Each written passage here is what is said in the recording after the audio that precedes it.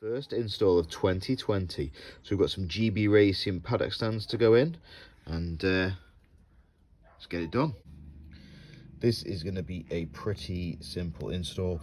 We've got an 8mm bolt with a Allen head, and then the GB Racing bobbin, which is just a polyurethane construction.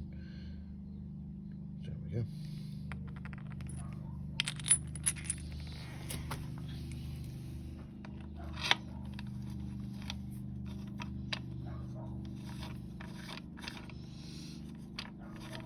And there you go, guys. So right side, left side, all done, sorted. Pretty easy install.